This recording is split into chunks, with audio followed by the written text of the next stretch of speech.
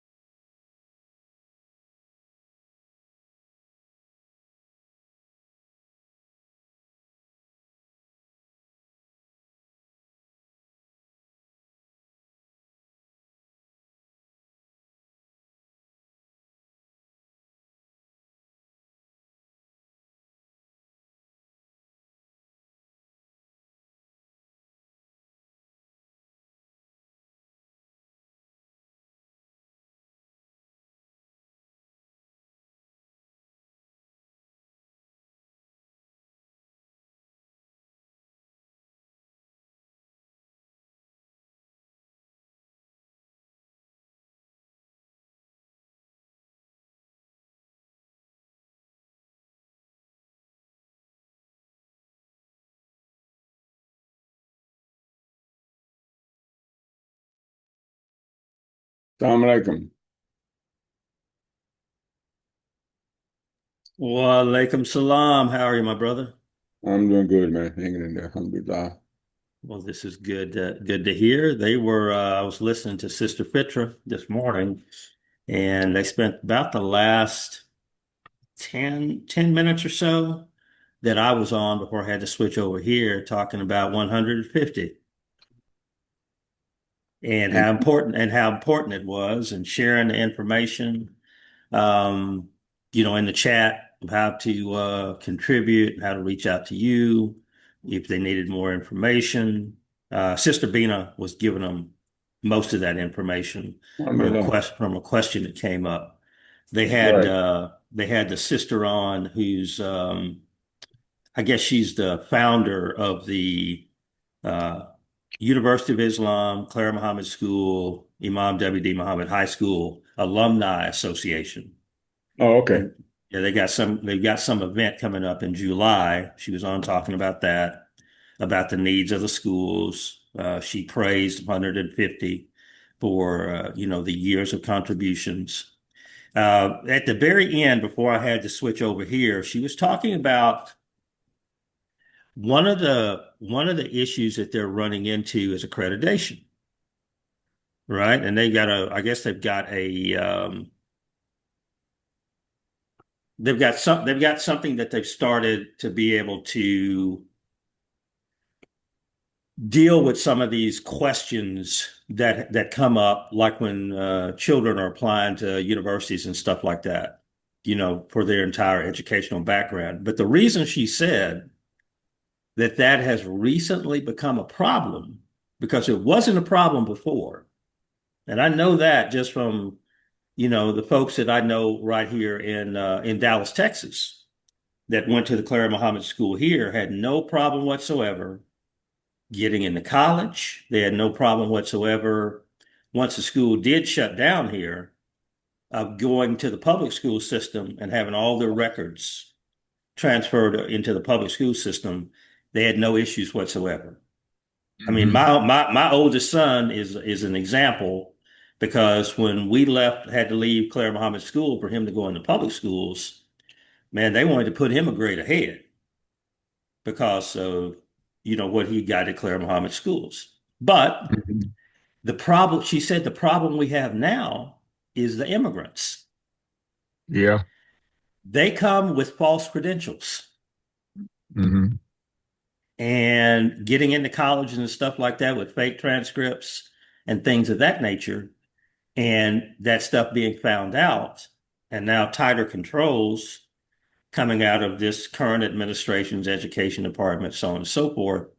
They're drilling way down to you got to be able to prove so much different stuff that they're having to update, which is probably a good thing, right? Is that you update the way that you verify records, the way that you keep records, things of that nature.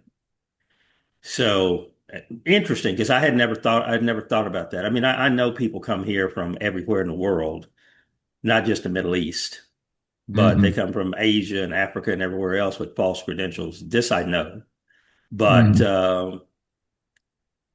kind of interesting that that's now creating a little bit of an issue for our children that are in our schools. Well, it's not so much about as long as it was us, one but few of us, it wasn't a problem.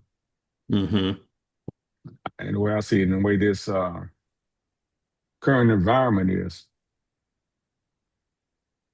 um, it's such a thing that it is becoming a problem with them, and we're caught in the middle of it. So, but it's interesting.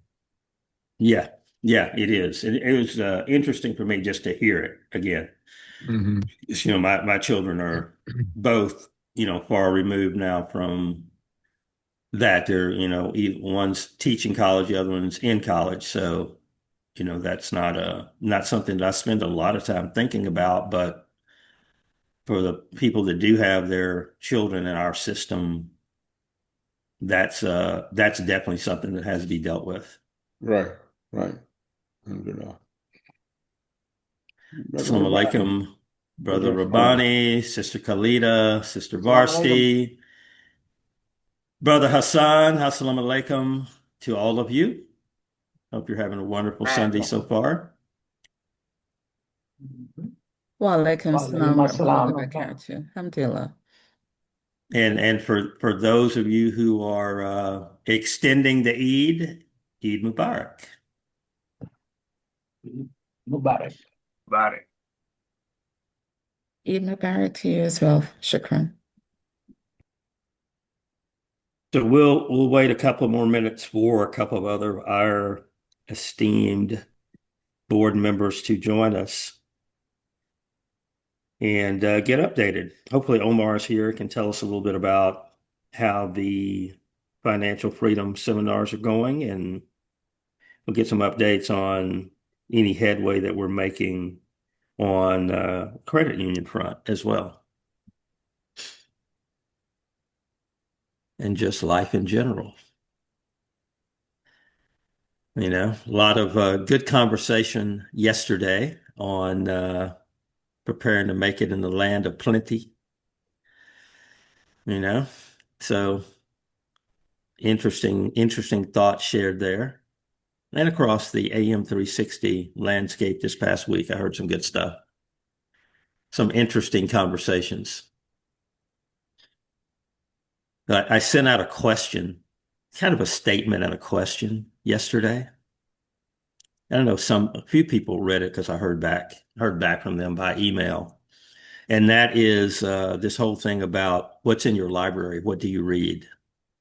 And do you only read stuff that reinforces what you already believe? Or do you ever read things that challenge your beliefs and make you dig deeper? Because I'm finding, even amongst my friends and family members, that, and it doesn't matter which side of the line on different things that they fall on, they only reach out and read stuff that reinforces what they already think. So confirmation bias is rampant amongst my friends and family. You know, and if you hit them with something that doesn't agree with what they think, they shatter like cheap glass. They fall all apart. And I can become a villain very quickly by challenging their thinking with truths. Current truths, because some things change. But what we know today and what's been proven, sometimes people don't want to face that. So anyway, I just threw that out to see what people thought about that. And hopefully if they didn't respond, that they at least think about their own situation and look at what they read and what they think and see if it actually will stand up. You know, is there's one particular leader in Africa that the more that I read about the things that he's doing, the more that I come to realize that this man has spent a lot of time thinking about his conceptions of the world and how some of those conceptions were wrong. And he has made decisions that are 180 degrees different than those who went before him and who mentored him. And that's Ibrahim Traore in Africa. He's doing things in that country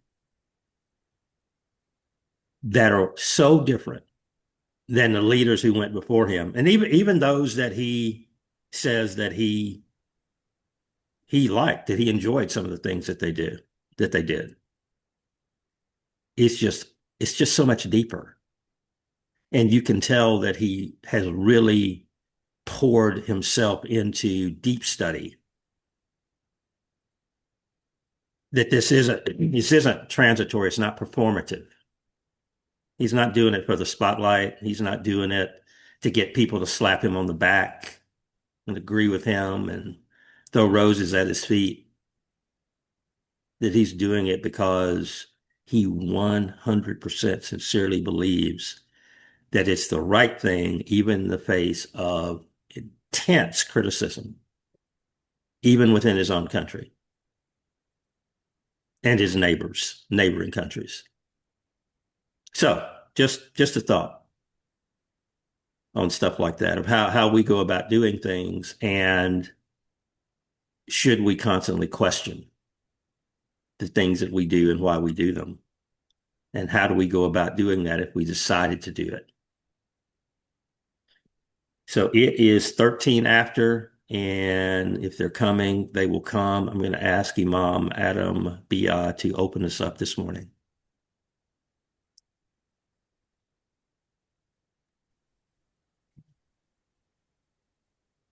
أعوذ بالله من الشيطان الرجيم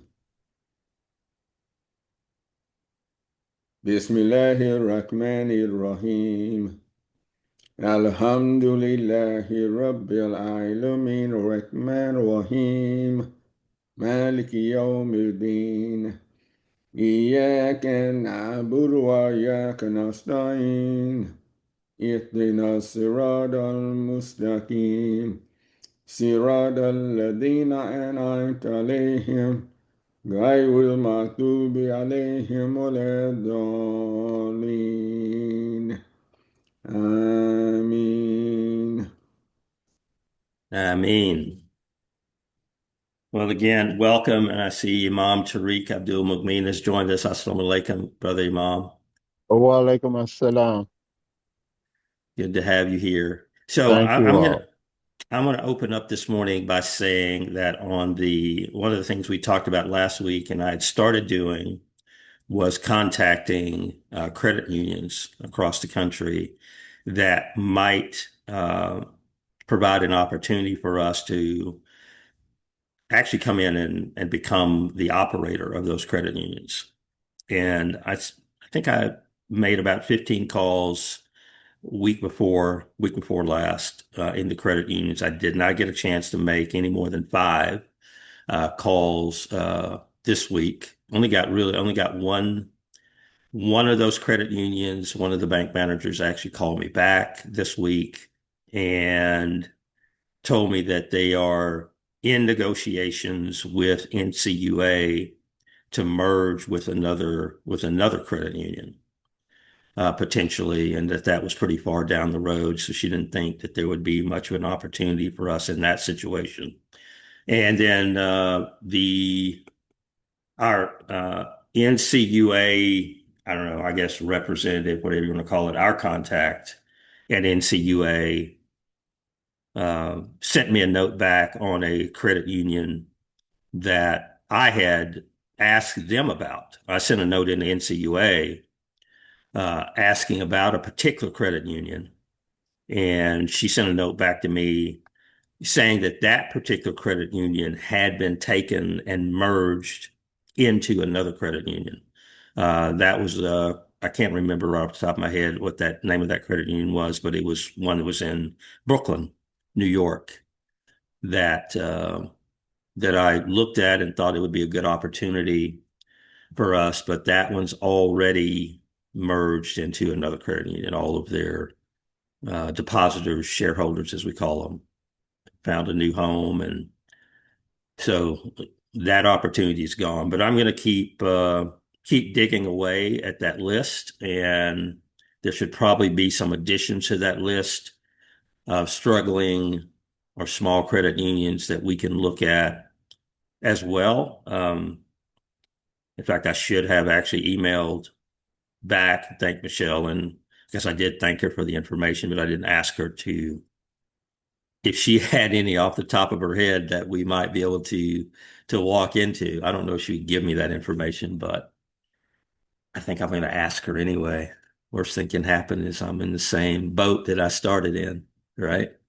So Imam Talib, assalamu alaikum. I see that you've joined us. Did you have any luck this week and Any opportunities to contact any credit unions? I did not, but I maintained the list right on my computer. I spent the last few days up till Thursday uh, helping my family to take their annual sojourn over to Spain. So I was, dealing with a lot of family matters, and then I ended up biting off more than I could chew. Um, in a neighborhood thing I've been working on for some years, and they call themselves completing the project, but it wasn't up to the specifications that we had been asking for years. So there was a meeting, and I would tell you there was a meeting April the 8th, and in less than 45 days, we're starting to get some of what we want. And as anything, you better be careful what you wish for, because now there's more work involved than we got what we wanted. I'm going to go back when this is done. I'm going to listen to, or I'm going to read the AI version of this meeting, so you don't have to repeat what credit unions you may have contacted, so we don't duplicate the work.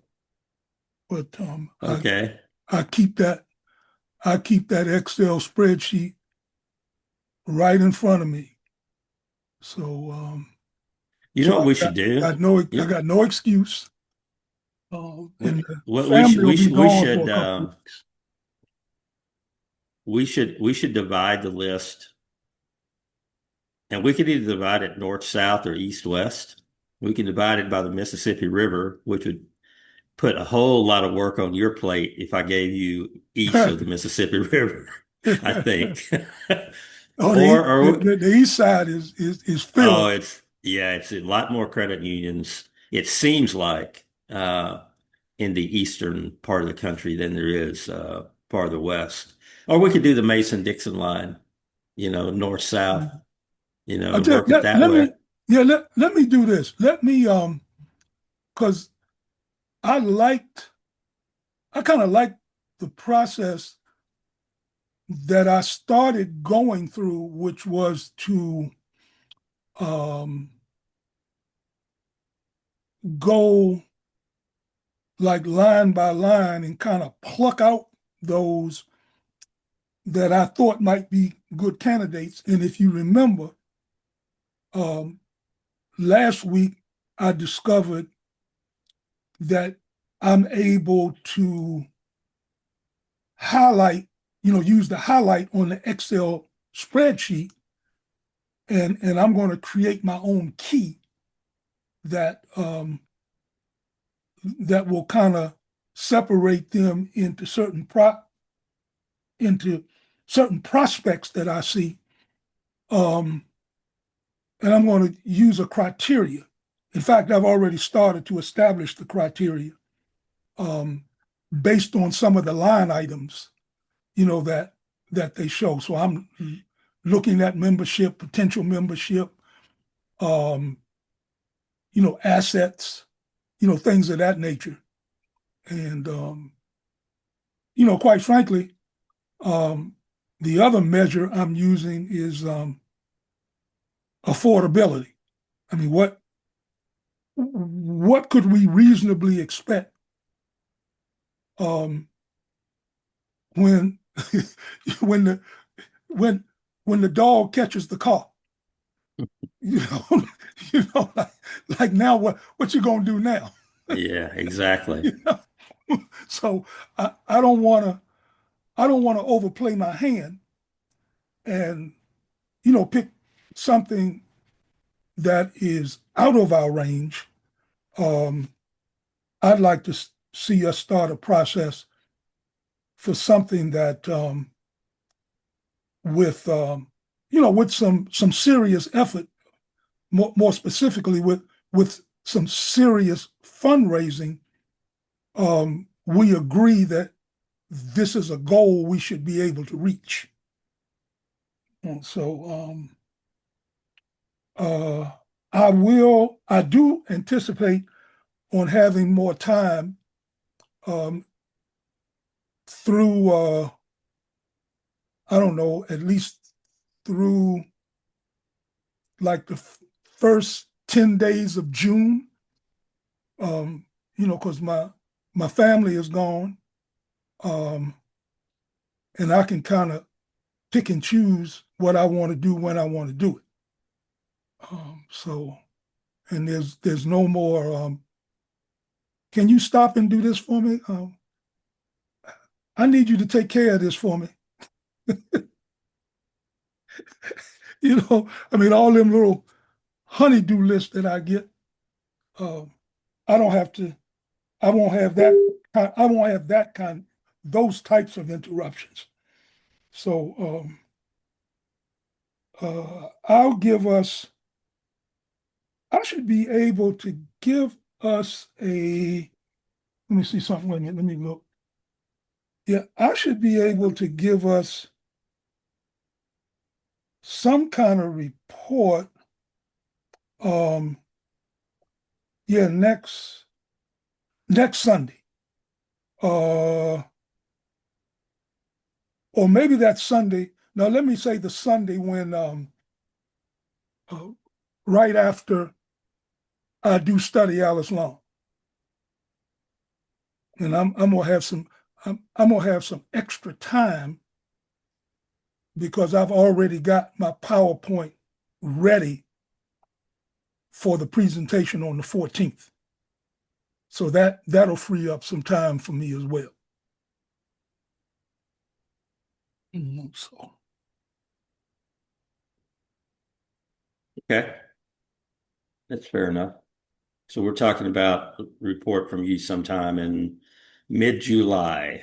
if not, oh no, June. Or mid-June, I'm sorry. Yeah. I And don't if know why not, I'm already in July.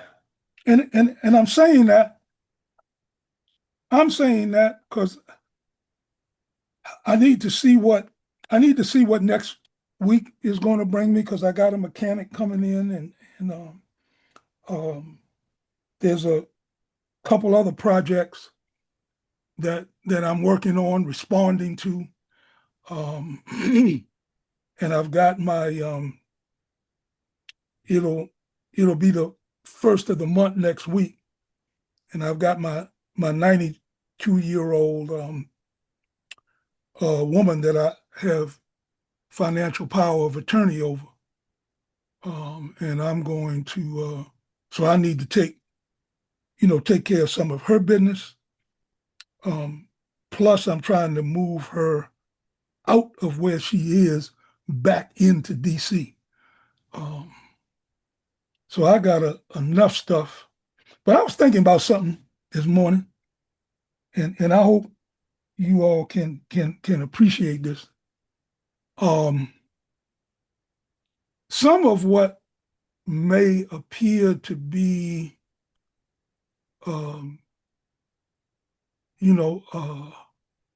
like excuses or reasons why I haven't done such certain things. Because I was thinking before I came on the meeting, part of the issue that I've always had to deal with, even before I became Muslim, and since I became Muslim, I've got a better understanding that it's okay that this is what Allah has put into me, but everything that I do, I seek to perfect it. So it's like, I'm doing all the things that I'm doing, but I'm not doing them haphazardly. So, I was like this before Al-Islam, and it hasn't changed. So I mean, if y'all just bear with me, I'm gonna get this done, inshallah. But and then once I get it done, you will see me pushing stuff at a faster clip, because now I can be focused on, I don't know, maybe we come up with 2 or 3 credit unions we can focus on. And then the key thing, of course, is going to be not just getting our ducks lined up, because we're going to need to get approval from NCUA, but also have some fundraising ideas laid out so that there's not a lot of time between us perhaps signing some memorandum of understanding and then being, or even a memorandum of agreement, depending on how much initial money we can have, that's going to put us in a position that we need to be able to get the balance of whatever we've agreed to pay for this credit union, and be able to identify qualified board members to take over. So I'm just asking for a little sabr, a little patience in this process, because it is my intention to get this done. Alhamdulillah. Yeah, I mean, I think that's the right approach. I mean, they have a saying in the special forces that slow is smooth, smooth is fast. Where did I hear that? That's I just heard that is it a Netflix movie or Nemesis? Yeah, it's a nemesis. Yeah, Yeah. they say that in there, and it's kind of funny because they use 2 or 3 different sayings in that particular They show do. Yes. that are directly out of the SEAL teams. I mean, directly out of the SEAL teams. Oh, okay. So that's like a motto of the SEALs. That's a motto of the SEALs. Yeah. Okay. Slow is smooth, smooth is fast. Slow is smooth. Yeah. Hey, I keep a notepad near me. Here we go. Here we go again. Oh man. Yeah, I forget I wrote down a couple of things they said in that particular show. I mean, things like the only easy day was yesterday, Right. just different little things that are straight out of the teams. Anyway, Right. Okay. so no, that's a good approach. And one of the things that, and this is something else I need to run this by, because I am going to send Michelle, I think Alexander's her last name. I'm going to send her another email, basically information gathering on my part. I've mentioned this before, that there was a process that was approved in 2022 for credit unions to be able to raise money institutionally through a debt offering, right? And it's easiest to do that with an existing credit union, even though they have approved it for newly minted chartered credit unions as well. But it's easiest to do it. In fact, it was designed as a tool to help existing credit unions that were struggling.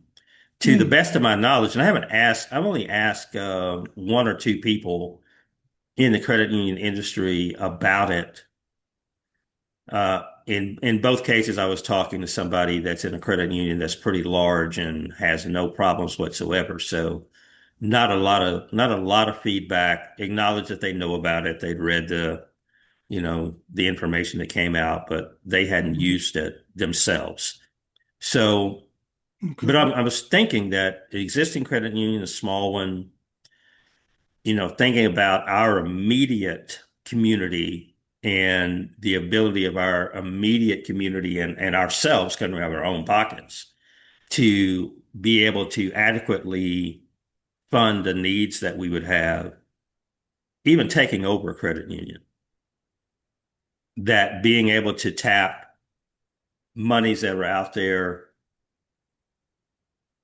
that have nothing to do with us, that have nothing to do with our community, but Right. this is money that has to be invested. Right. It cannot sit on the sidelines. And, And we can do that without giving up ownership. exactly. Exactly. Right. There's no equity. And again, I mean, this is designed for a nonprofit organization, right? So Right. Okay. when you're talking about a nonprofit organization, equity is not a concern. Mhm. The ownership is in the people that put their money in the accounts, basically. So, there's no equity situation. It's performance based. Right. You're only going to get a return on the debt instrument that you hold if the credit union is run properly, Right. right? Right. Right. So, And but again, are those issued through dividend payments? no, they're not. Okay. It's just like a bond.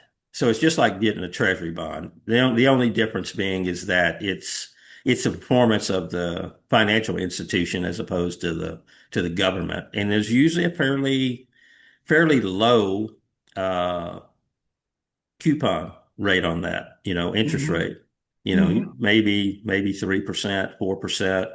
something that's going to probably align itself very closely to what a 2-year treasury note would pay or something like that. Is there an Nothing more than that. is there a repayment date associated with it, or can it be?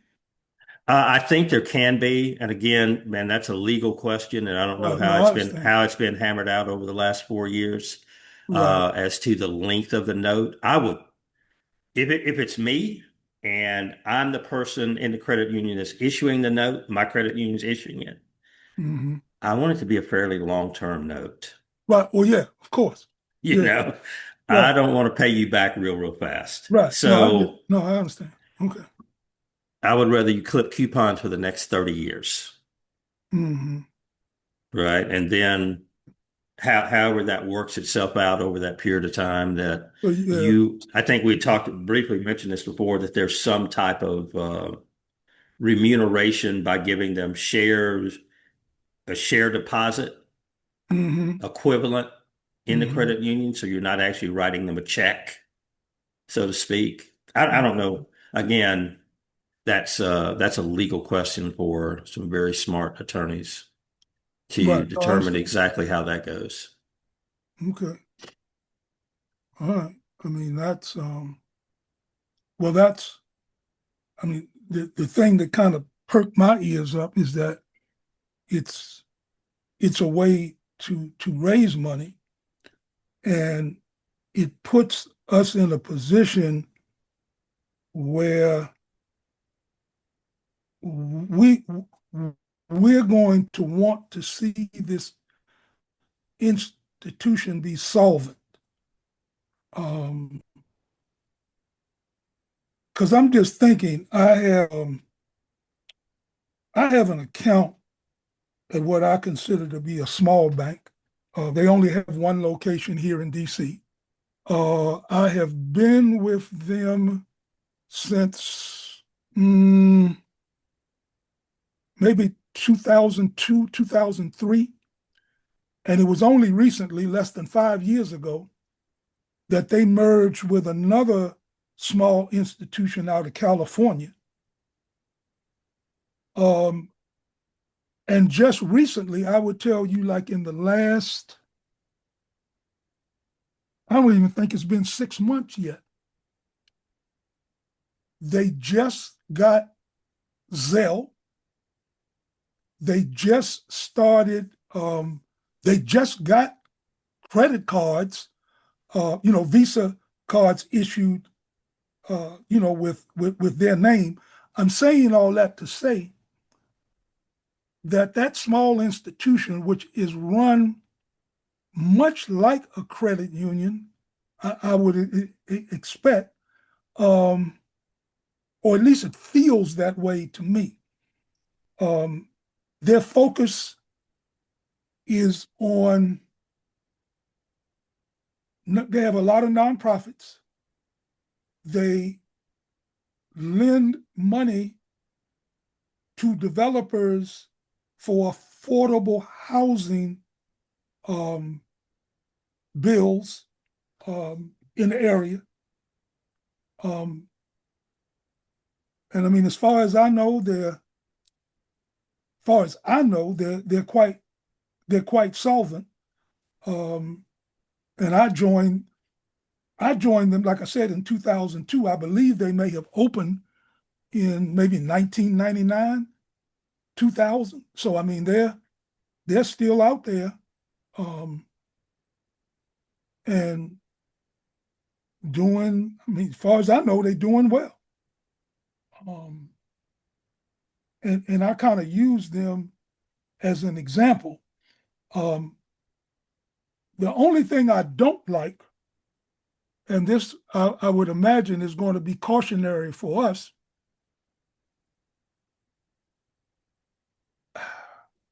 the front line management of the bank, both the branch manager and their assistant. There has been so much turnover there that I have only started conversations with them about the things that we're trying to do, but I've never been able to continue those conversations because somebody new comes in, into the office. So, it's and I don't really know what the reason is for the turnover. But I'm looking at them as a gauge for how we are going to develop ourselves as just a small institution. That's an interesting thing because of all the things that go into us starting a credit union. The one thing that I think about more than anything else is staffing. Mm-hmm. And especially in a situation where you're taking over an existing institution, Mm-hmm.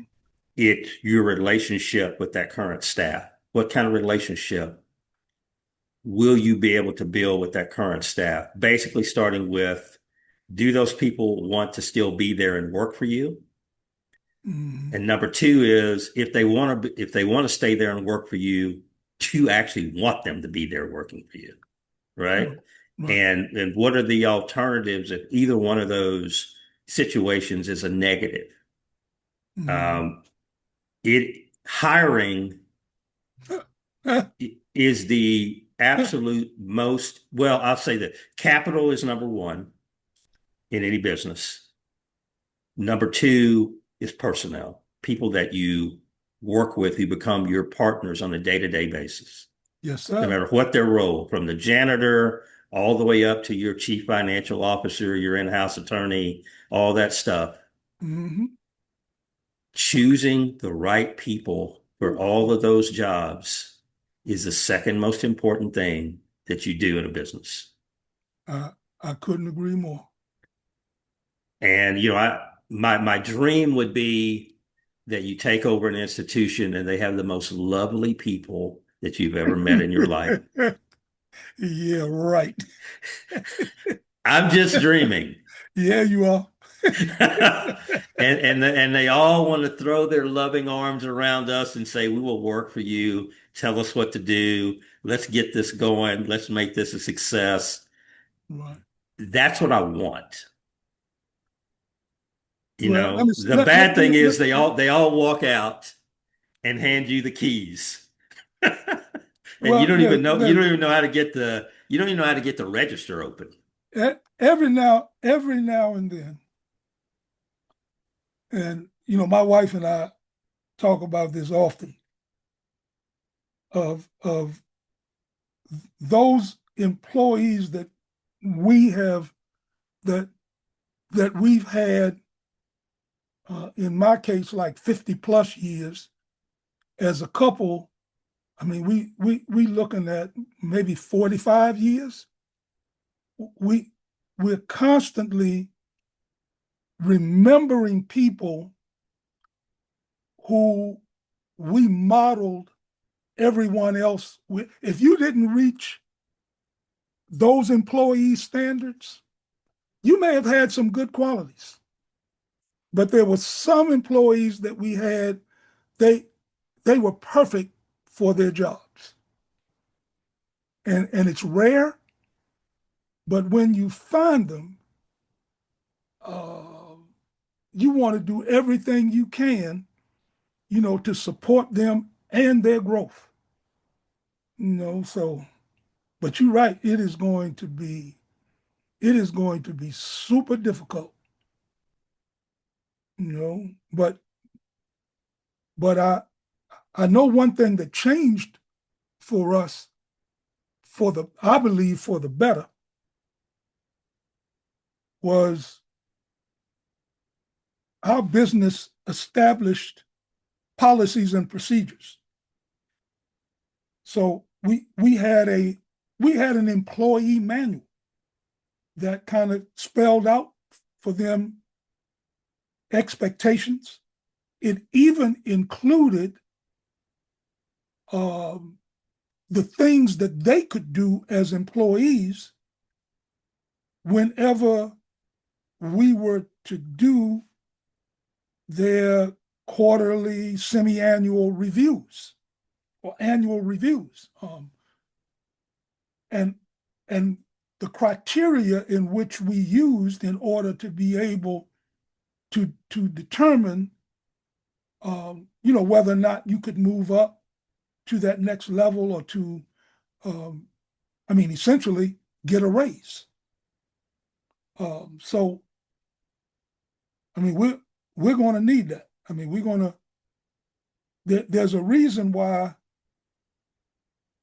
you can go to a McDonald's in DC or one in Texas, somewhere in the Carolinas, Mississippi, it don't matter. A Big Mac is going to taste the same because they got policies and procedures about how you're going to prepare that meat at a certain temperature and how long you leave it on each side and the condiments that go on it. They all going to taste the same. And that's because they got a manual that explains to the employee what it is you got to do. And so we're gonna need the same thing. Yeah, we're gonna need the same thing. And it's gonna be difficult, man. Because you got employees, you got workman's comp, you got unemployment compensation, all the withholdings for Social Security and Medicare. And I don't know if we're required, I think depending on the number of employees we have, whether or not we're required to offer any kind of retirement package and what that would look like. So yeah, we're gonna need some serious staffing. And I would venture to guess that some of these credit unions that are experiencing trouble, that could be part of the trouble. Because imagine you own a brick and mortar and 5 days a week, holidays excluded, the door is supposed to be open at 9:00. And you expect for your staff to be there 30 to 45 minutes before you open.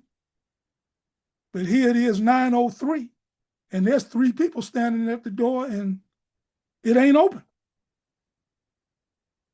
And it ain't no excuse. There's no excuse. So that dependability piece, it's got to be there. And and backup plans.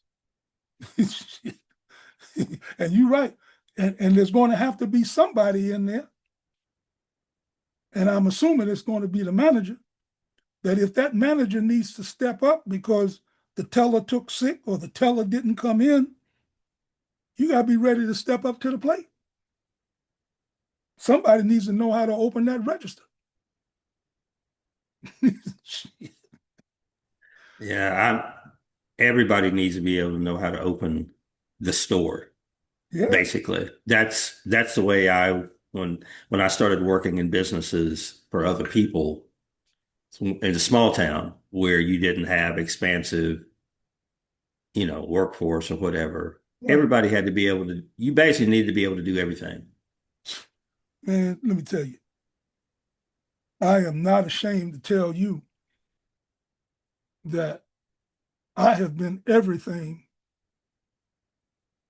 in my wife's business.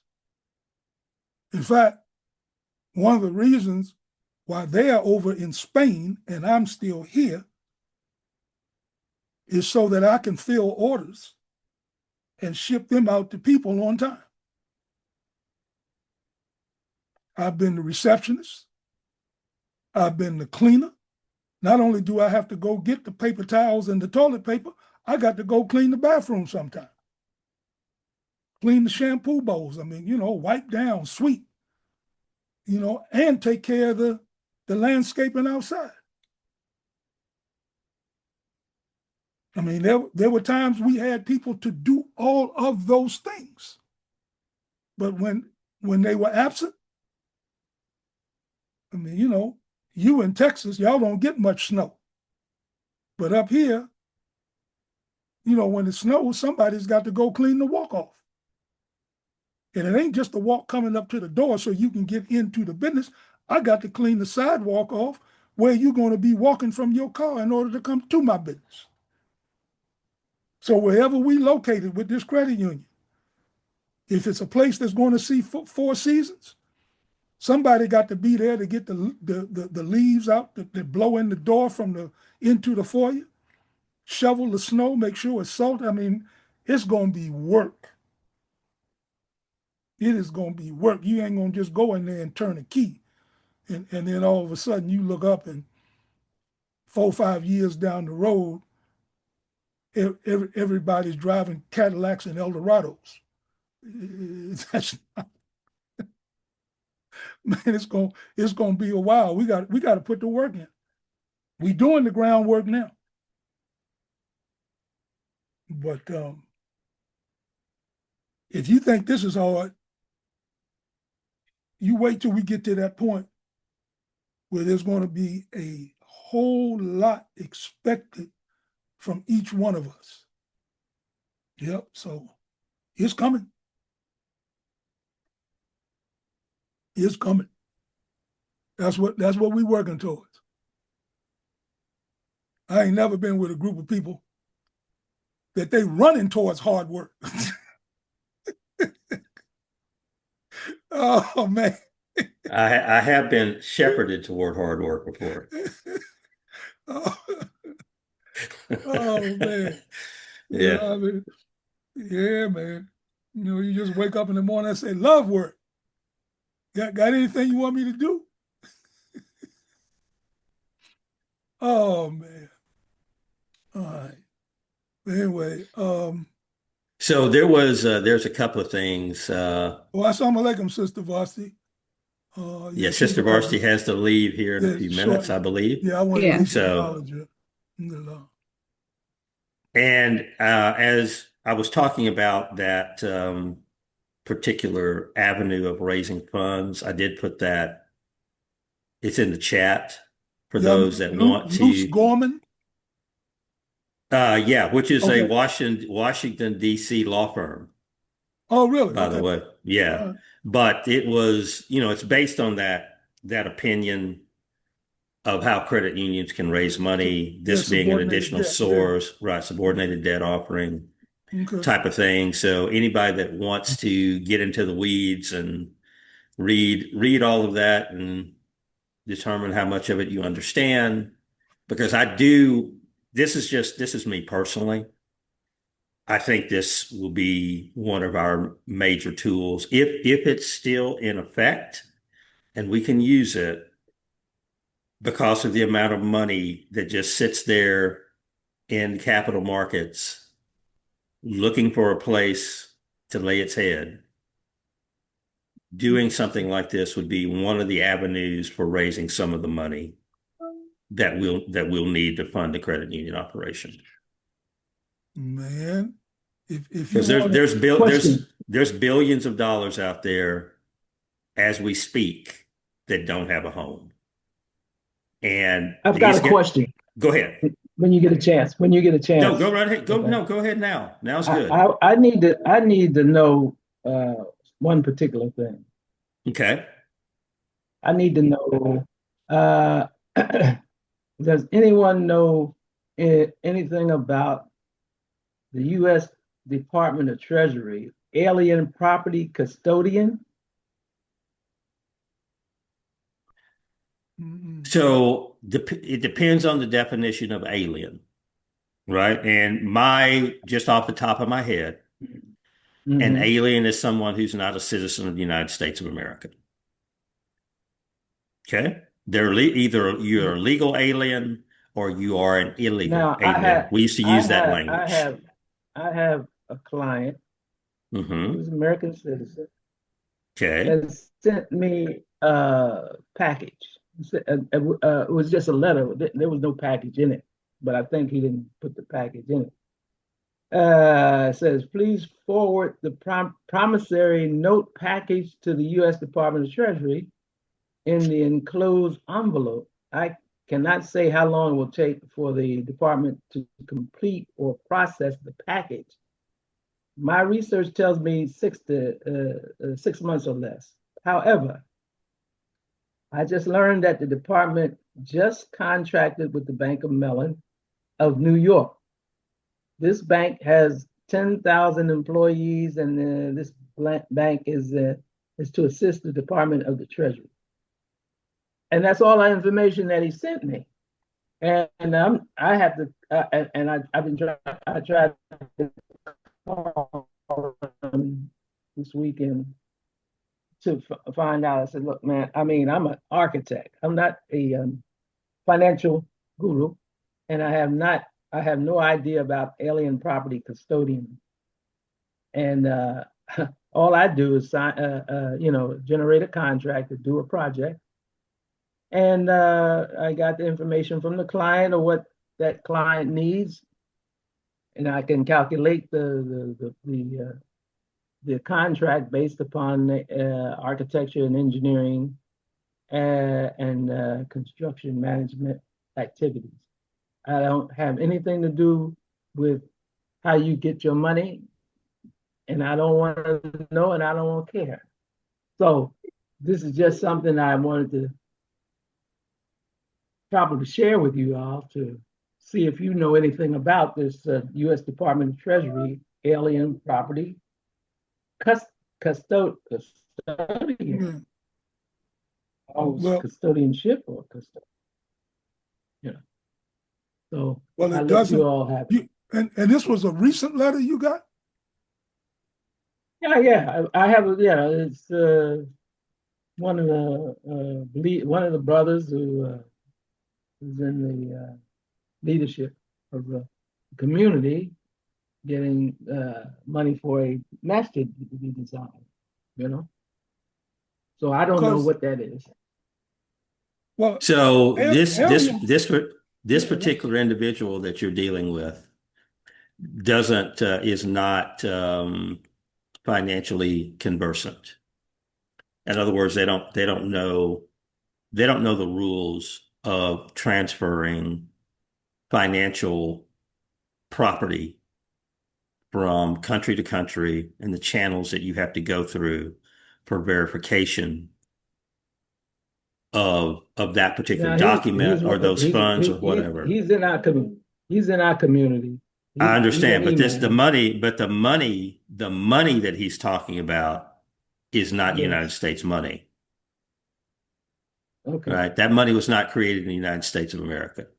If it was, it'd be Mhm. sitting in a bank and he would just do a wire transfer Exactly. to Exactly. wherever the money needed to go. And Mhm. if the money was legal in Botswana and it needed to travel to the United States into Bank of New York Mellon, then it would go through SWIFT and it would land in Bank of New York Mellon in the name of the recipient, Right. right? And the recipient would then have to produce documents showing that, yeah, I am that person or I am that company, I do represent that company, Yes. Mhm. whatever, and then the money would eventually make its way into those particular Right. accounts. And the United States Treasury would view all of that digitally. They would know exactly what's Mhm. going on because the United States Treasury is there to take whatever monies that they think the United States is owed from that money, whether Mhm. it's should be taxable, whether it should be some levy of other kind should be put on it, whatever the case may be. And that's after Bank of New York got their money for handling the whole deal because they're not doing anything for free, Gotcha. right? So, Yes. but the fact that it came through the mail tells me that there's a problem with that money. It doesn't really want to see the light of day. And I would be very wary of it, just me personally. Well, I'm weary of it because all I know is this. I stay in my lane. I stay in my lane. You and you don't and you don't venture off into HOV either. You No, no, no, no. I've seen too many crashes. right? I see too many trucks turn over. I Oh stay in man, my lane. right. And I stay. I keep. Uh, I keep under the speed limit just to make sure everything is good. No, Right. I mean this is I mean I, I told brother I said, look, I'm an architect. I know architecture. I know development. Okay, I don't know anything about uh, U.S. Treasury. I don't even want to hear from the U.S. Treasury. Well, whatever assets. One thing I can tell you, whatever assets they're talking about, it's in another country. hmm That much I can tell you. It's not Yep. in Iowa. It's not in Utah. It's somewhere in the world outside of the United States. And the Okay. U.S. So, Treasury has claimed jurisdiction over it. And I would probably want to venture to tell you, and I'm just kind of guessing and spitballing here, until they decide to release it, that account may be frozen. that's right. I'm just So assuming that's why I don't want to get entangled. That's not my. First of all, I didn't sign up for that. You right, know. right. So whoever, if you need the money to pay me, you know, uh, I could wait. When you get all of your ducks lined up, then call me. You see, Are they trying to use that because money that's to pay you? well to finance the project, of Oh, which I have. no, no, No, man, no, you don't want no, to mess with that. no, Oh no. yeah, that's what I'm saying. That's what I told No, him. you Yeah, don't I want said, to forget that. yeah. Yeah. No, let I him You, do his said, work. Let him do his work and get that exactly. You money do my work. That's right. and whatever. That's all yeah, I. That's what I told him. I said, that's all I know. All I know is yeah. you. Whoever I engage a contract with, I want a deposit and a incremental distribution Yeah, based upon the progress progress. payments. There you go. Progress payments, That's baby. all. That's all. I don't know nothing else. I'm Exactly. dumb on this, but I Yeah. know street. Hey, Tyler, have no Dude, street. I let me said, let me let You me better not let forget me it either. let me tell you something. There's so much money today, right now as we speak, trying to get out of the Mhm. Emirates. The money that hasn't Yeah. already flown out of the Emirates is trying to get out of the Emirates as fast as they can. Because who knows when Iran's going to send another missile over there and hit a high Oh, that's rise. it, man. They are trying to leave there as quickly as they can I and think you get could all buy that dirty money out of there. look, I think you can buy villa for about $12.50.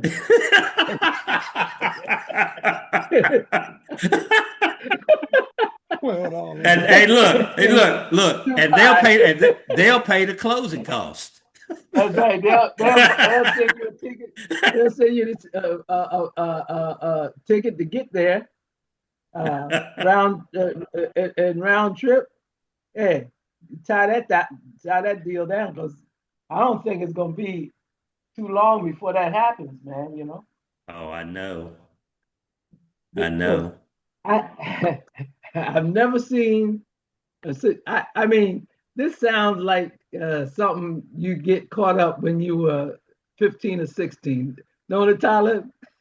Huh? You can't you can't figure out how to get out of a jam that you and your boys got caught up in, and you figuring out how do we get out of this deal? How do we get out of this jam? That's what I see, and Yeah. either you got to bite the bullet or you got to flee the whole city or state. Look, So that's what's happening now with Trump my good situation my in good Iran. friend, my good friend Jose Zamorano Jr., who I went to college with, his father, who became one of the team doctors of the Dallas Cowboys. Jose was born in Havana, Cuba, Uh, 1955. When he was 4 years old, when Castro and the rebels basically came to power, Jose's family got on a plane and flew from Havana to Miami to escape Castro. His family left a little over $6 million in American money in the bedroom because there was no room for it on the plane. Now they got millions out, but they had to leave over $6 million in their house because there was no room for it on the plane. That kind of thing is happening in Dubai I, on a daily basis. Now, it really happened about 6 or 7 weeks ago when the bombing was heavy, when they yeah. started bringing in, because you couldn't get a commercial flight. Commercial flights are full. They started bringing in private jets because people were stacking their cash, their gold, and their drugs on private jets to fly out of the country. And what you're saying about housing right there, you don't even have to pay. Mhm. If you're willing to go to You Dubai and just just move walk in in. somewhere, you just walk in. Take it over. But see that really what they should have bought about 7 or 8 camels and And just oh oh headed them oh towards Yemen. in a What are you gonna tent go? in a tent in a tent. Oh, come on. And just I go to I wouldn't Yemen, leave huh? that. I wouldn't have left that $6 million of money on that bed. I tell you that.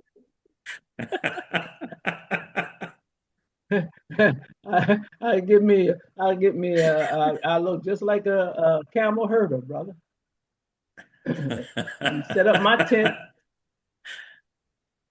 You know, hey, you just don't run. It depends on what the Somebody bullet. If that bullet's got your name on somebody it, you think might be running though. somebody think you did something. But my camel and a herd of sheep, that's all I needed. And the water supply, get that water supply. Yeah. I stayed Anyway, out until till all of everything went cooled down. And listen, I seen anyway, Bedouins come in the bank. I seen Bedouins come into the bank and put a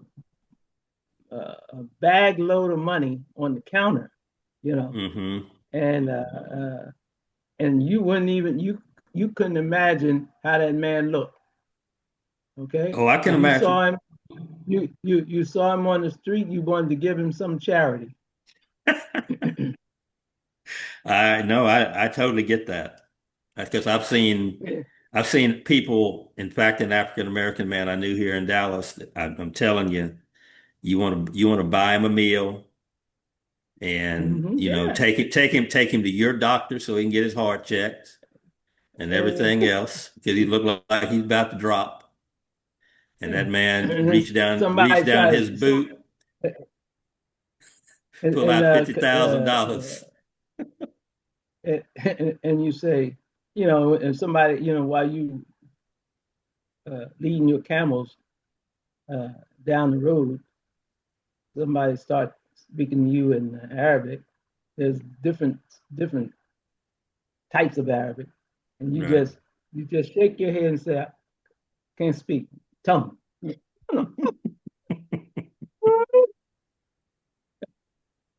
So you get, you keep going, man.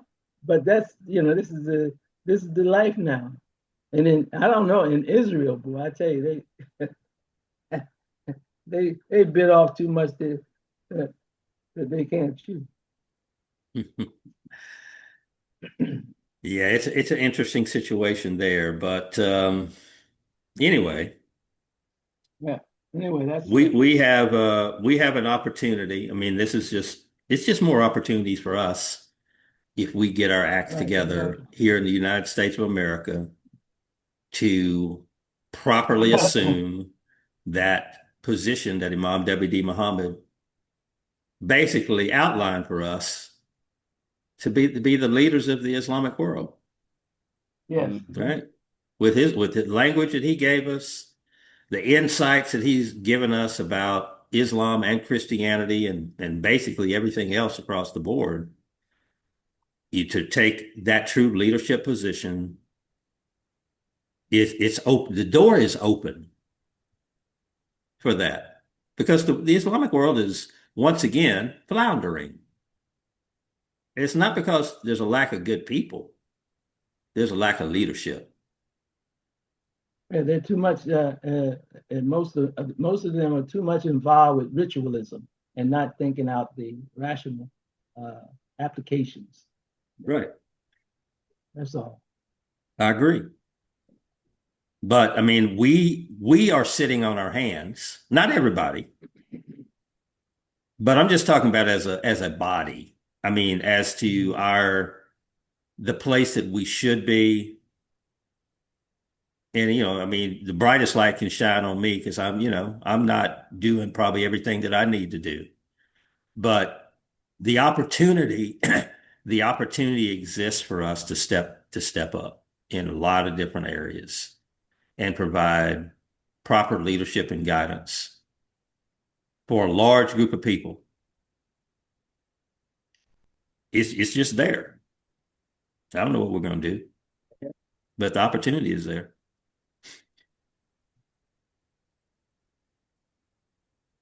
Well, we can do one Hmm. small thing at a time, and that'll Yeah. be we'll be able to multiply that at one time and another. But doing the successful small thing at a time. That's why Ibrahim Torre is being successful, because he's doing something first, and then Yeah. he then speaks to the people. Hmm. You just can't talk about what I'm gonna do, what we gonna do. That's pimp talk. Come on, baby, I'm gonna take you to this and that, and we're gonna have this. And no, no, the pimp, he gonna get a car, he gonna get a fur hat, he gonna get a wheel kit in the back, and he's gonna just drive slowly down 14th and you. All right. That's all he gonna do. He ain't gonna say nothing. And then he'll pull over. Next thing you know, somebody gonna, gonna try to come over there and say, "Hey, baby, how you doing?" Yeah, I'm doing all right. What you do? So the next thing you know, he's up in his industry, developing his industry. He knows what people want. But most people have larceny in their heart. That's all. Once you find that, you got a customer. Wanting something for nothing. That's larceny.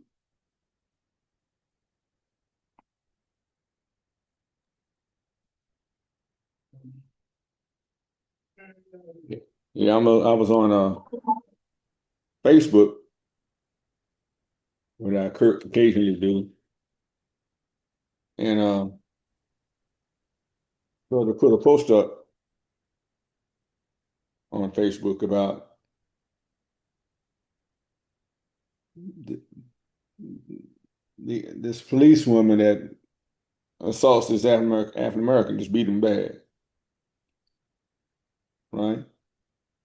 So that was what was posted by this brother that was imam in Mount Vernon, New York at one time.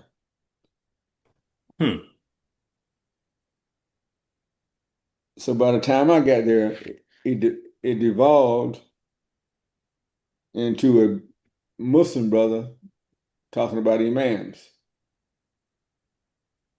and you say how imams have people in the masjid that support them, and they beat up on people or something, not maybe verbally. So I just asked him one Okay. question: what does this conversation have to do with what you posted? To me, I couldn't see the relevance to it. But that's what happens on social media all the time. People change whatever bias they have into talking about who they really want to talk about. Correct. And it gets crazy. Naturally, I haven't heard back from them yet, but I was curious to find out what one has to do with the other. But that's what happens. I talk about Trump,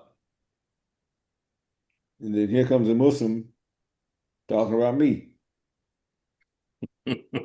or talking about Obama. How Obama was just a representative of the deep state. Look here. You don't have to be a representative of the deep state. You just got to be a representative against African Americans. That ain't that deep. So anyway, that gets me going for a minute. So anyway, we got to do better. I mean, in terms Well, of Adam, we have to be on the front foot. We have to be proactive. The days of being reactive have got to end for us. We have to be proactive. It has to be our ideas, our view of the world that has to be put out there. And let people comment on it. Let them jump all over it and have their comments on it and make their memes about it and everything else. They can joke about it all day long. But the one thing they don't realize is when they're joking about it and sharing their jokes, is they're helping us put our ideas of how the world should be out there. We just have to be concise on our messaging of what we want to put out there because we got to get it in brains. We have to start people thinking about us and the life that Allah subhanahu wa ta'ala has designed for us and what our teachers have highlighted for us as a path forward. We just got to get that out there. Hmm. Period. Any means necessary. We have to get it out there. Because I want you arguing about it. I want you talking bad about the fact that I don't drink alcohol and that it's prescribed for us that we avoid it and we avoid gambling and all these things. Man, please talk about it. Because that means I'm in your head. And I want to start living in these people's heads, not reacting to what they say and that crazy stuff that they put out there. Let's put some stuff in their head. Now I'm trying to react to the crazy stuff that the so-called we put out there. I know, but you said it right though, Adam, right there. So-called. So-called. Wait, no, it's Because crazy. I I didn't say know, that to I'm be just nice. saying, if they were truly with us, Oh, they're not with us, brother. That's the then key. they wouldn't put that out there. So those of us who are us, we have to put our message out there. Right. We got to flood the zone. Isn't that what they say Republicans do these days? They Hmm. flood the zone. Let's start flooding the zone. Hmm. To see how they react to that.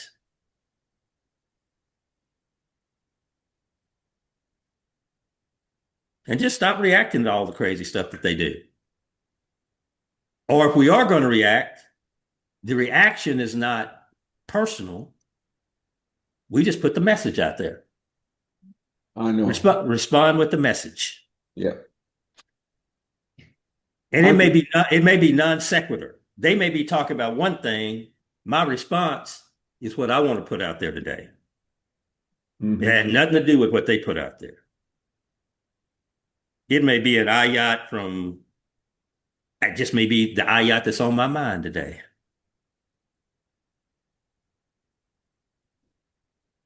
But I bet it make them run to the book, see what else they got to say. That's my approach. Well, and I guess I was talking about a different audience, and then we're not talking about the same audience, is what I'm saying. No, probably not. We're probably not. But Yeah. the thing that I have seen work is that you almost ignore everything except what you have to say. You 24/7, our time is spent putting our message out there in every way possible. Almost as though I don't even hear anything else except our message. That's the only thing that's on my mind. And I would like for us to do that and just see what the response is. And that cuts across the board. Uh, it, everybody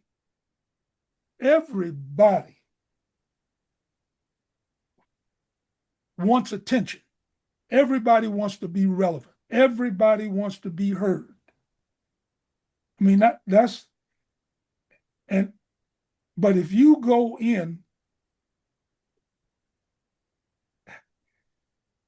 Allah will bless you what noise to ignore.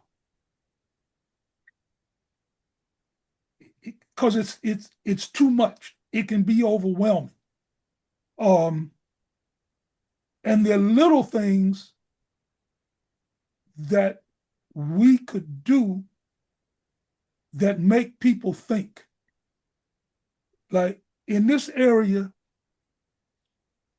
we have a lot of neighborhood listservs. These are people that get on. Some of them are pretty generic, trying to find plumbers and electricians, telling people about different events that may be coming to their neighborhood, things of that nature. But there's others that can turn a simple conversation, like somebody may get on and ask for a recommendation for a veterinarian. You look up 3 days later, and there's people going back and forth talking about dogs and dog parks and I'm sick and tired of dogs pooping on my yard. I mean, it just and then all this. Yeah, I mean, it gets crazy. And what I've learned to do, there's a couple things that I do. When I do respond, you will see whenever I say something, I put a comma, or I might start it off with God willing. And eventually, people noticed that when something comes from me, I'm always using that phraseology. And it's to remind them, because this is what I want to do. I don't care what you're saying, but what I want to do is to remind you that tomorrow's not promised to you. Some cases, I know there was one case, and people applauded me for it, where somebody wanted to argue with me, and I just sent something to the effect of, I'm going to let you have the last word, and didn't say any more. Sometimes I may make reference to a metaphorical quote that a honeybee doesn't spend time trying to convince a fly that honey is better than shit. So and that's all, and I don't use that word because it's in a public forum, and sometimes I'll let people know I don't mean to offend your sensibilities, but I just use the word poop, and they get it, and I don't say nothing else because it says to me, I don't have time to engage you in this back and forth. And then when I am more proactive and a problem solver. So when these people come and they're complaining about certain things that occur, I don't look to join into the fray. If I'm able to, I offer a solution. And I don't expect, somebody might respond, well, that ain't going to work. Okay. I ain't going back and forth. So when we have to recognize our own value. We have to recognize what Allah has put in front of us that is our work. And if because you're not going to be able to convince someone, you do your best. I mean, I was at Juma Friday. We are nearing the end of the first part, about to go into the second. And two brothers step up through the ranks who just came in. Juma's already been going about 15 minutes. They come in and want to squeeze in between the front row. I didn't say anything. I moved over. Didn't have much room to move because there wasn't no room there. But when we were done, and we had said our salams and shook hands and did all that, I said to him, I said, Assalamu alaikum. I said, you know, when you come through the door, there are two angels sitting there, and they're recording who's coming to the Juma. And when it's done, when the khutbah starts, when the imam stands up and gives the greeting, those angels fold their wings and they put their notes away. When you come in late, you making yourself move up to the front row does not get you one other blessing. In fact, you've now disturbed all of the brothers that you crossed over instead of taking your place in the rear. So just think about that the next time you are late to Juma. One, the angels didn't record you being there because you was late. And you moving up to the front row because you think you're going to get more blessings, you won't. The front row is reserved for those people that get there first. In fact, I encourage people who are sitting behind me before the Jumu'ah starts for them to move up to the front row, to close the ranks so that everybody else can sit behind you. That's the brotherhood.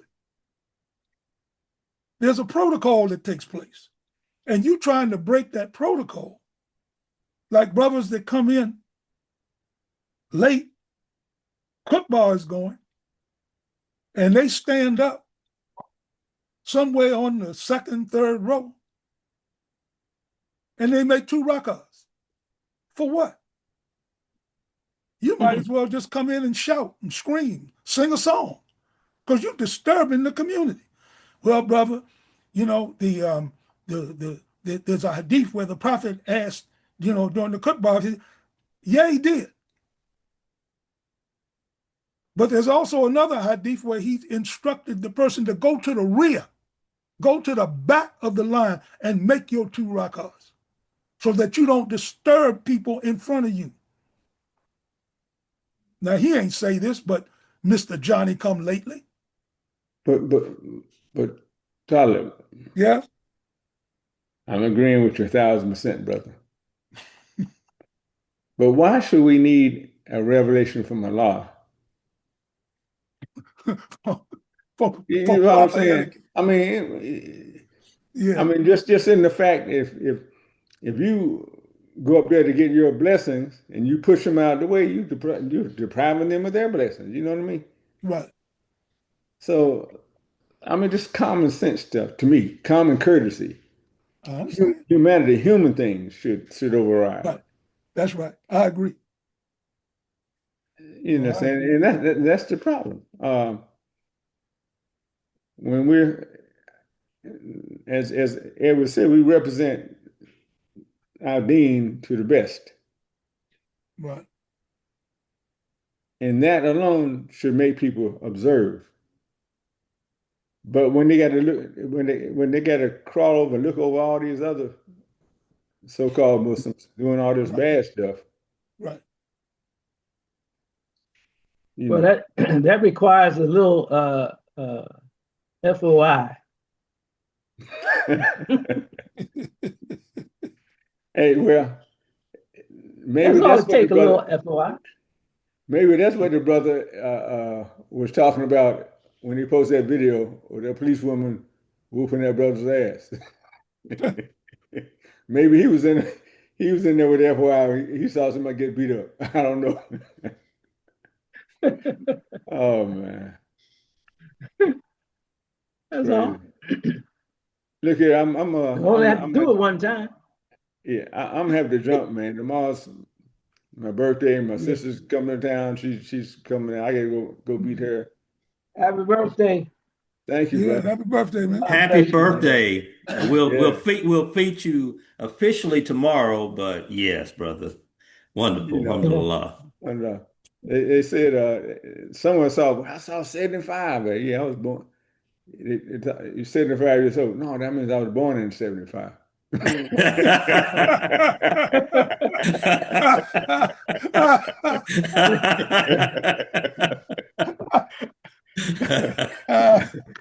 Assalamu alaikum, brother. Walaikum Yeah, salam. Oh man. All right, man. Well, yeah. I got about 25, 30 more minutes before I need to make go. But yeah, this has been this has been productive as well. Oh yeah, good ideas, good thoughts, good conversation. That's what it's all about, you know? Yeah, I yeah. mean, being on the same wavelength, building trust, understanding the way forward, all that, man, Hmm. that's almost unbeatable. Right. Yep. That is almost unbeatable. So it's all good. Allah is blessing us. Hmm. He is truly blessing us. So, Rabani, what else you got, brother? What else That's is it, man. happening? I'm just trying to get we got two permits about to be initiated, two more. Hopefully the end of this week. Next week, I said next week, inshallah. So that's we have two in the hole, two in the bag, Raleigh and Columbia. Okay. So we're gonna have groundbreaking for Columbia, inshallah, another 10, 10, 10 days, I guess. How's the Miami deal going? Where are you with that one? Miami, we're just trying to get this last what they call a certificate. You know, it's a digital signature. So Okay. this the last thing that one, every because of the third party verification. Now Miami needs that. Miami and Florida needs that.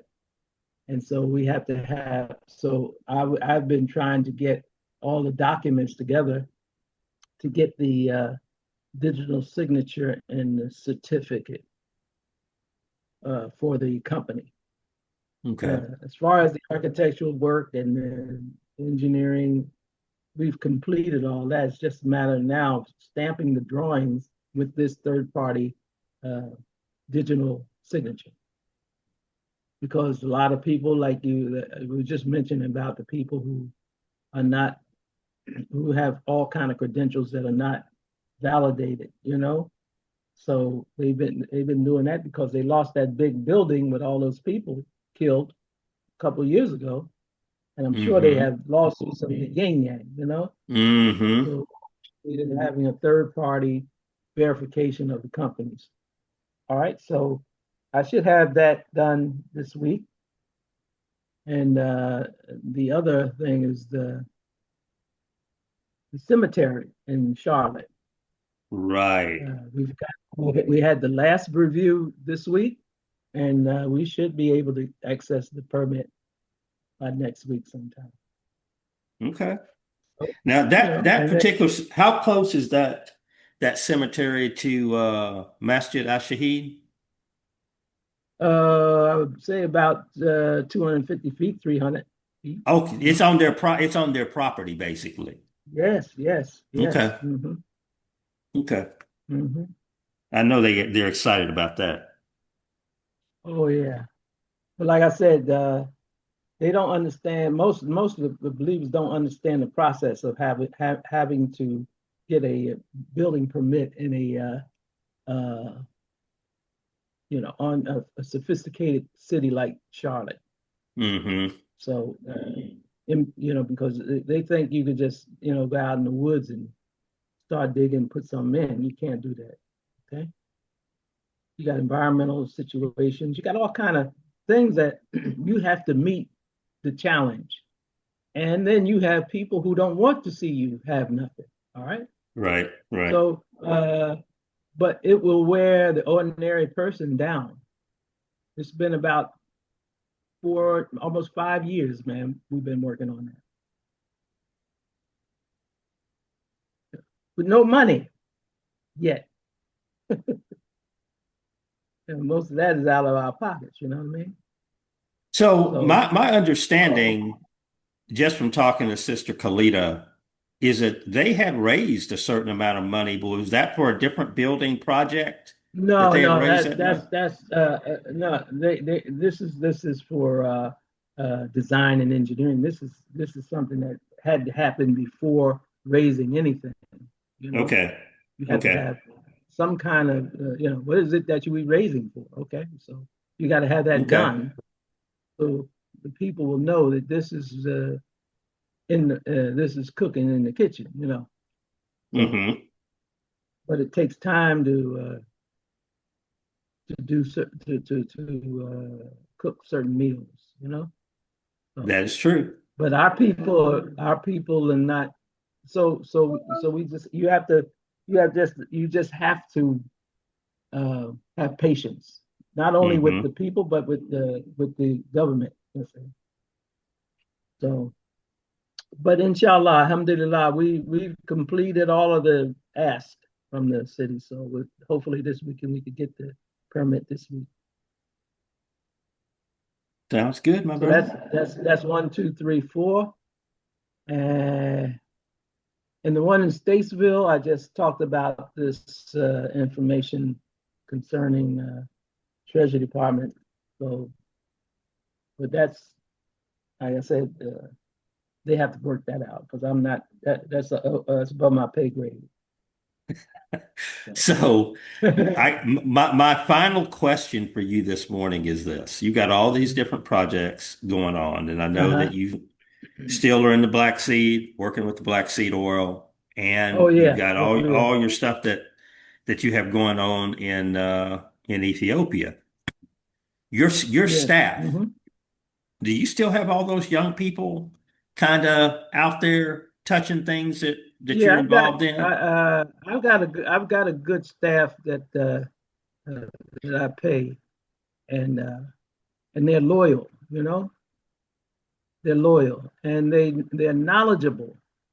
You don't have to explain everything to them all every time something happens. So, Hmm. uh, and just it's just to keep in communication, and then I'll take the lead, and once I take the lead, I'll turn the reins over to the appropriate person, civil or architecture. And I got a good civil engineer out in Seattle, and Okay. very knowledgeable about particular types of civil engineering. And then I got a staff that's on hold that would uh, I'll design something and they'll do the structural engineering. We've got we got some locals in well, depending upon the state, because I do I have licensures in New York and Pennsylvania, Illinois, Florida, North and South Carolina, and any other state that needs architectural services, I can get the license because I belong to a national association of accredited architects. That all you have to do is just submit your paperwork and, of course, a fee, and they will do the all of the paperwork at in that particular state. And they are, and that particular accreditation board is known all over the world. I can get licensed in London, England, and do architectural work there.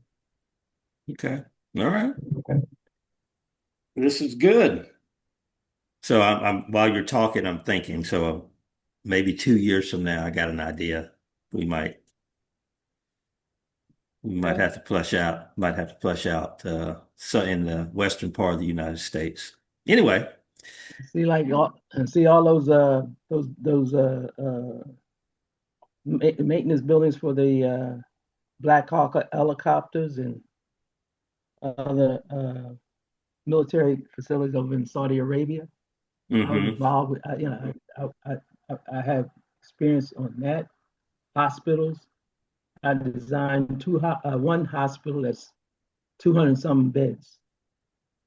And but that was challenging because it was in Saudi Arabia and you had to separate the women from the men, the female doctors, nurses, and family members. That whole situation was very intricate Rubik's cube, but it was very challenging. I love hospitals because of the medical gases and all different other types of powers now with more sophisticated equipment requiring, and then most of the, like for instance, if you have a critical operation can be done remotely.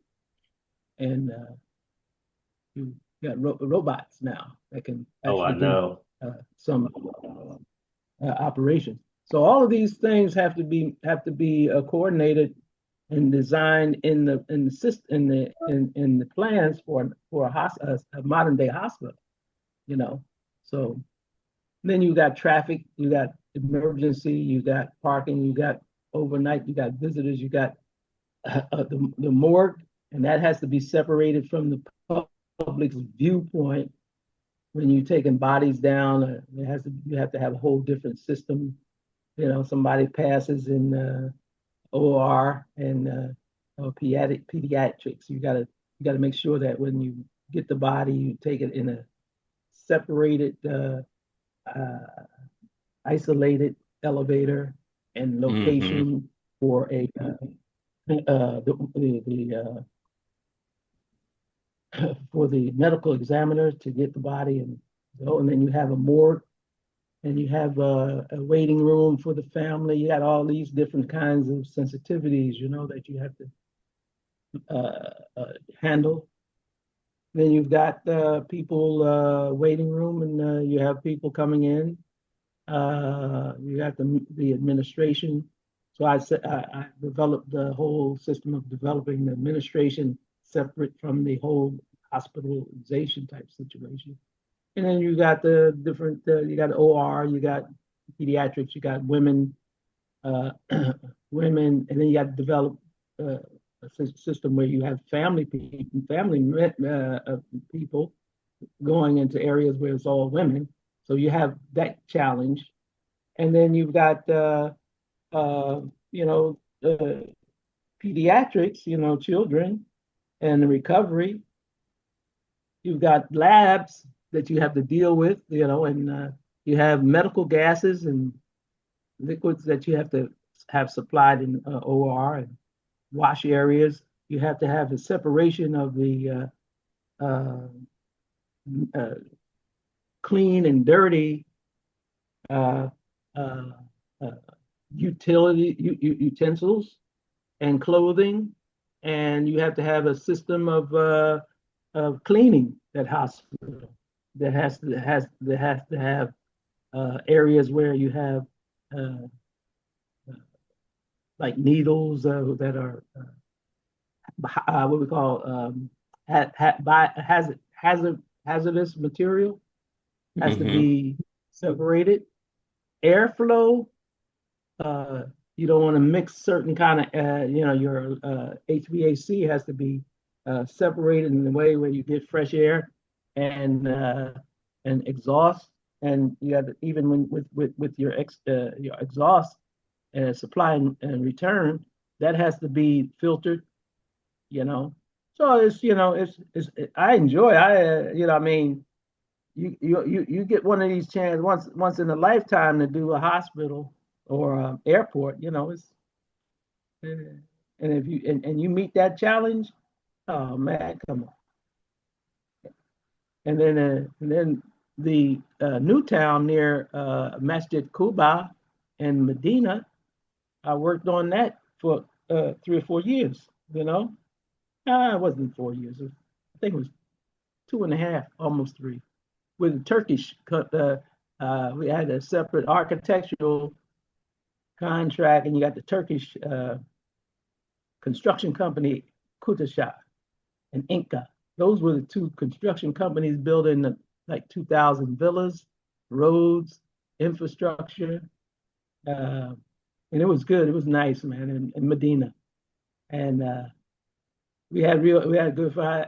I was always bragging about the brothers that went to Medina Islamic school for a logo for a language, Arabia, for the Arabic language. And I said, man, I know you all can come over here and tear these Turks up, man, on the basketball court. I'm talking smack. And them boys got over there, man, and Turks tore them to pieces. Tore them up. I said, man, I did all this whooping. And now I got to walk around with my head down.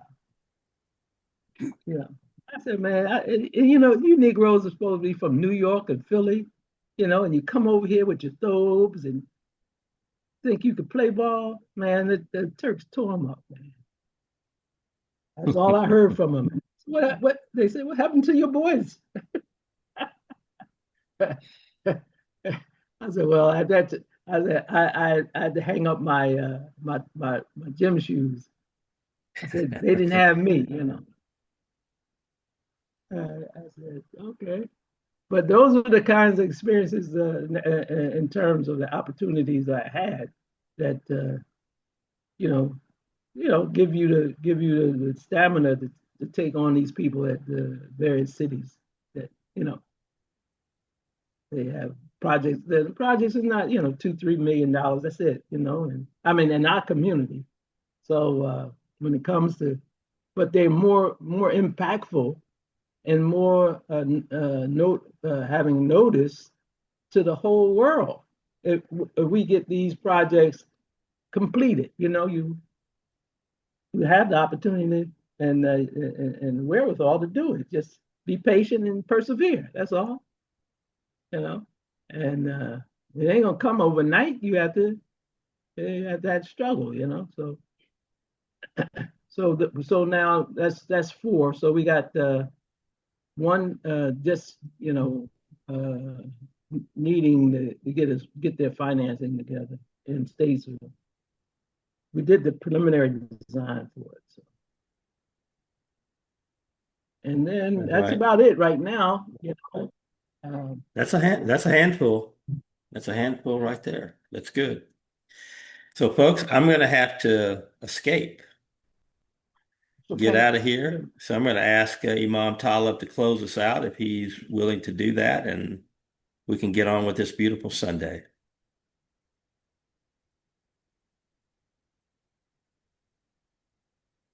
Talib. Yeah, there we go. Yeah, be good if you could hear me. أعوذ بالله من الشيطان الرجيم بسم الله الرحمن الرحيم ربنا حسنة في الآخرة حسنة وقنا عذاب النار. Oh Allah, give us good in this world, good in the after, and defend us from the torment of the fire. Alhamdulillahi Rabbi Alameen. Ameen. Ameen. Brothers, it is always a blessing from Allah to spend time with y'all. Yep. I got to tell you. So, Alhamdulillah. So Allah's blessings on you on this day and the rest of the week. Hopefully we all reconvene here next Sunday, if not before. All right. Alhamdulillah. Assalamu alaikum. Wa alaikum salam. From that pre-existing thing, you make one